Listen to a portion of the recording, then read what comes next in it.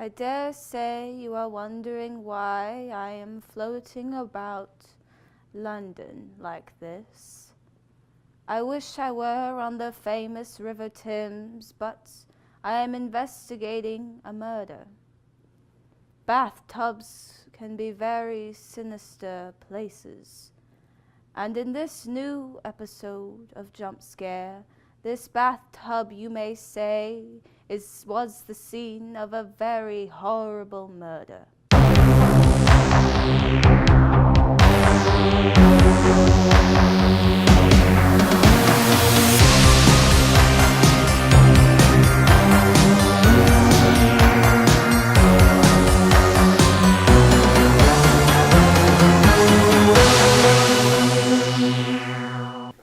Hello, scaredy cats. Welcome to Jump Scare, the weekly show where I bring you into the frightening world of horror. I am your host, Cierra.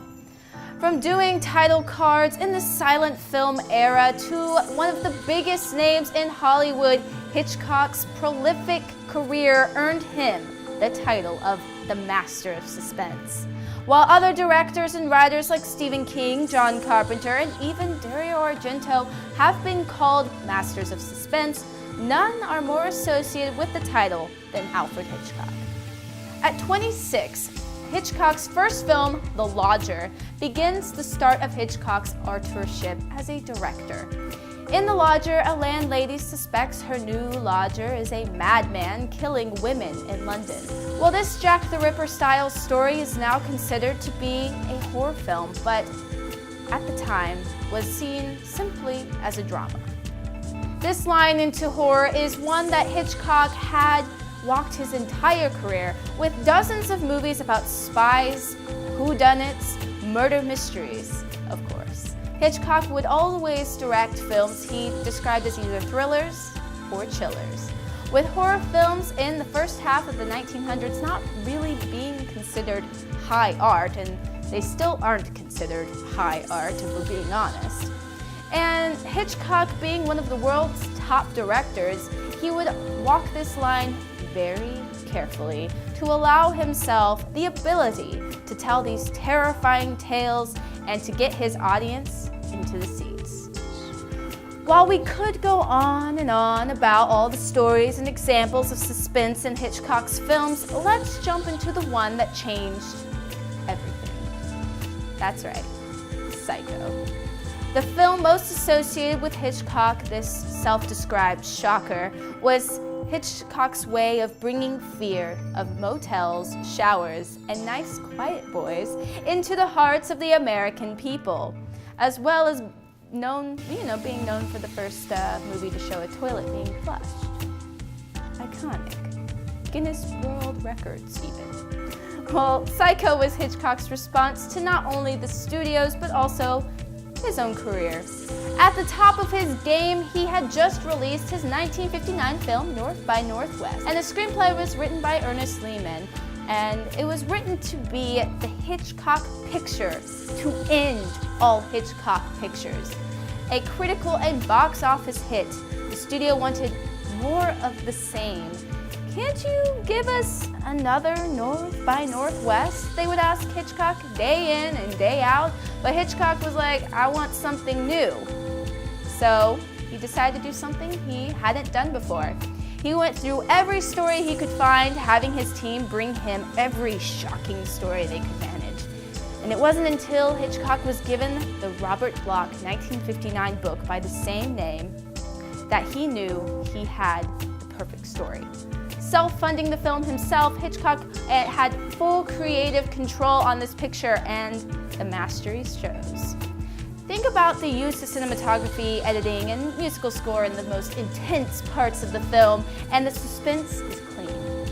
Take when Marion is driving on the highway, fleeing from her boss and the police of the city. The downpour of the rain splashing against the windshield, along with the score and the intermittent cuts back to Marion's face, trying to make her way through the rain, helps to build the suspense in that moment. This formula is seen in murder scenes as well as where the music and camera cuts through editing to help establish moods and feelings of suspense in these particular scenes. Hitchcock understood that in the smallest ways, the ability to use cinematic elements all coming together into one simultaneous moment allows the suspense of a particular scene to overtake the viewer, as they are unable to discern what exactly is causing the suspense, but they know it is there. We see the same idea when Hitchcock describes the use of suspense instead of surprise or jump scares. Zing. Trademark, right? There's a trademark on this, isn't it? Well, take a coffee shop, for example. We look and see people going about their day until boom, a bomb goes off. That is surprise. But suspense is where the camera tells us there is a bomb in the coffee shop and it is going to go off. And suddenly the setting of the coffee shop becomes a lot more terrifying. Kind of see the difference there. While this anxiety builds, it leaves us at the edge of our seat waiting for what happens next. And this is the thrill ride that Hitchcock takes us on. And he goes to this technique in both the long and short form in Psycho.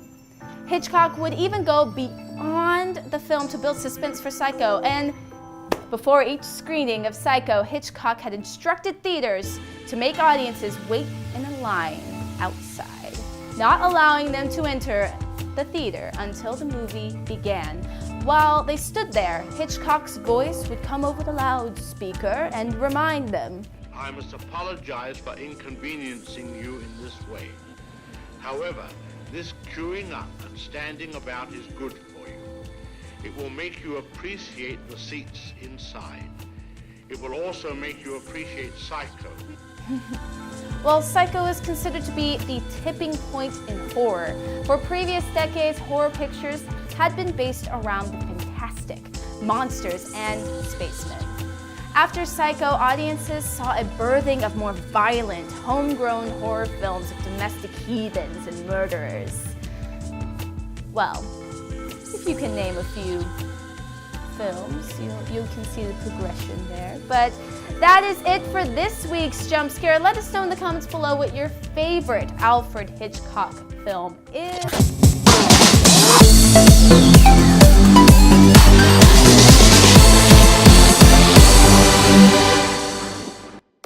And be sure to like and subscribe to the PNTV channel on YouTube and check out our Patreon for bonus content.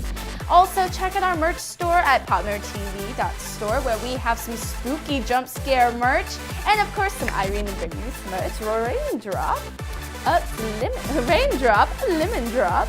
And, of course, we have some now loading merchandise. It's brand new, and fangirls, and even more. So check it out. And, of course, a huge special thanks goes to our sponsor, Famous Monsters of Filmland. And until next time, stay spooky, my friends.